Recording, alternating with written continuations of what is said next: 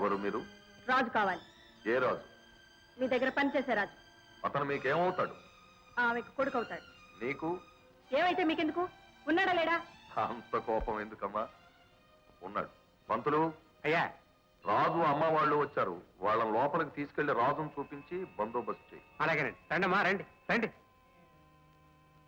అమ్మాయి ఇందు, రాజు అక్కడ ఎవరినో చంపేస్తున్నాడు. మనం తొందరగా వెళ్ళాలి. లోపల తర్వాత కలుద్దాం.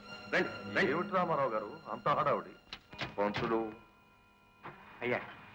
వలలో పడినట్టే పడి జారిపోయారయ్యా. సరే, నువ్వు పోలీసులకి ఆ ఫోన్ బందోబస్తు చూడు. మిగతా బందోబస్తు నేను చూసుకుంటాను. పంతులు. అయ్యా.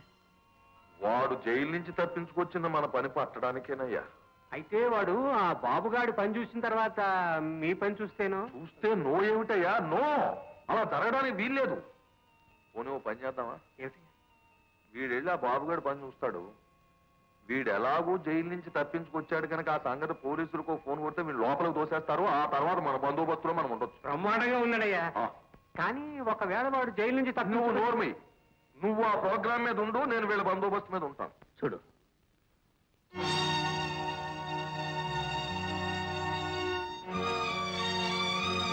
ఆవిడ మా అమ్మ పెళ్లి తర్వాత దిగిన ఫోటో.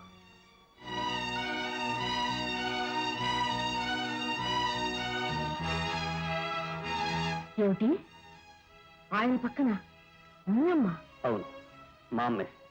అంటే మీ అమ్మని కూడా మోసం చేసి. అయ్యా, మీరు చచ్చారు. వాళ్ళిద్దరూ తప్పించుకున్నారు. మిమ్మల్ని చంపేడే ఖాయం. అయ్యా, ఒకవేళ మీరు చచ్చిపోతే నువ్వు పిండాకుడు పెడుతు కానీ కర్తవ్యం ఏమిటో చెప్పు. కర్తవ్యం ఏముందండి? మీరు చావాల్సిందే. ఎన్నిసార్లు అంటావయ్యా పాడు మాట? జరగాల్సిందేమిటో చెప్పు. ఏమీ లేదండి, మీరు చచ్చినట్టు నటించాలి. నటిస్తే ఏముంది? మీరు చచ్చారు అనుకుంటారు, వాళ్ళు వెళ్ళిపోతారు. తర్వాత మీరు హాయిగా బతకచ్చు.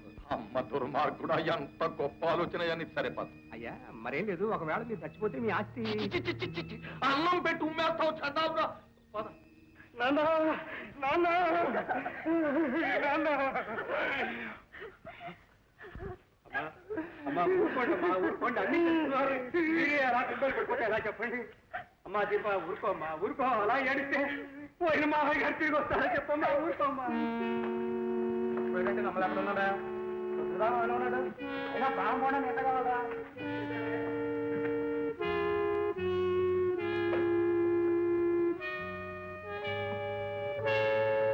ఊరుకోండి. జరిగింది ఏదో జరిగిపోయింది. ఇక ముందు జరగాల్సిన కార్యక్రమం ఏమిటో చూడాలి. అమ్మ చూడండి, మీకు అయ్యగారు చెప్పారో లేదో, పోయే ముందు నన్ను పిలిచి, ఒరే పంతులు, నాకు క్రైస్తవ మతం అంటే అభిమానం, నన్ను అందరిలాగా తగలబెట్టొద్దు, పెట్టిలో పెట్టి పాతి పెట్టాలి అని చెప్పారు. చూడండి, అలా చేస్తేనే కానీ వారి ఆత్మకి శాంతి ఉండదు. మీరంతా లోపలికి వెళ్తేనే నా కార్యక్రమం చూసుకోవాలి. బాబు నండి, ఈ పని అత్తయ్య లోపల తీసుకెళ్ళి. బాబు లోపలికి తీసుకెళ్ళి. వెళ్ళండమ్మా, వెళ్ళండి.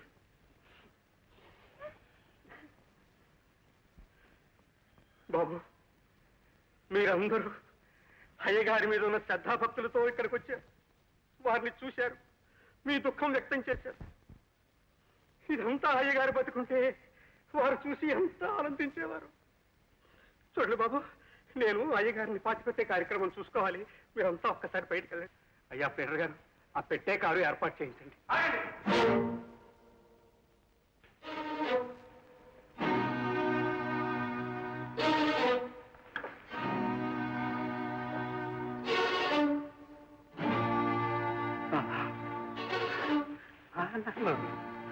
నాన్న, రాజు, నువ్వు నాన్న అంటున్నావేంటి?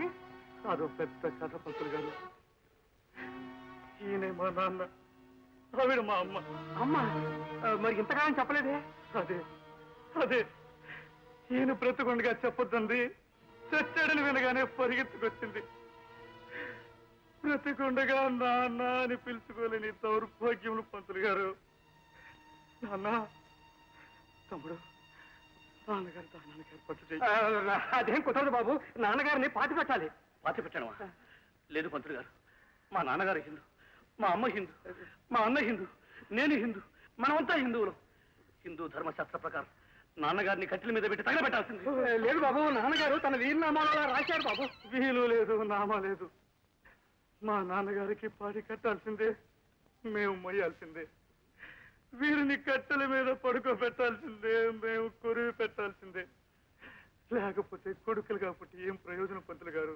తమ్ముడు పాడి కడపడితే పాడి కుదరదు బాబు. ఎందుకు ఎవరో అది చెప్పారో వాళ్ళకు కూడా పాడి కడతాను. తమ్ముడు నువ్వు వెళ్ళు. అయ్యగారు ఈ ద్వారాలు చూస్తూ ఇంటి కూర్చున్నారా?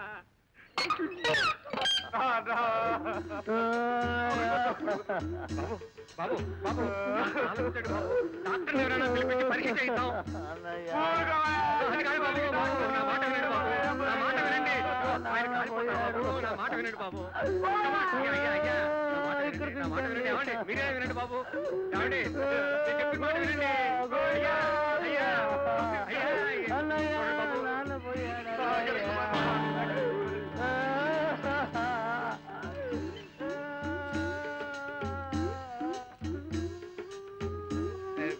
ఇదిగో బాబు బాబు చూడండి, ఇదిగో మొన్న పేపర్లో ఒక వార్త చదివాను. అందులో ఒక శవాన్ని ఇలాగే కట్టెల మీద పెట్టగానే లేచి కూర్చుందట. అలా అయ్యగారు కూడా లేచి కూర్చుంటారేమో. బాబు గంట నిదానించండి బాబు. నిదానికి లాభం లేదు పంతులు గారు. అలా లేచి వచ్చిన ఆత్మకు శాంతి లేదంటారు. అన్నయ్య అంటించేసి బాబు బాబు బాబు నా మాట వినండి బాబు, నా మాట వినండి బాబు. ఈ ఒక్క మాట అయ్యా వచ్చారా? సమయానికి వచ్చి నన్ను రక్షించారు. లేకపోతే ఈ శ్మశానానికి బలైపోతాం. మంత్రులు నా కళ్ళతో ఎక్కడ ఈ ఇన్ఫర్మేషన్ మీకు ఎలా మీ అబ్బాయి ఫోన్ చేశాడు. అరెస్ట్ చేయండి. కొంచెం ఆగండి, మీరేం చెప్తారు చేస్తాను. వీడు చంపిదాకా వదిలేదు. ఒక మనిషిని చంపడానికి నీకు అధికారం లేదు. ఎందుకు లేదు?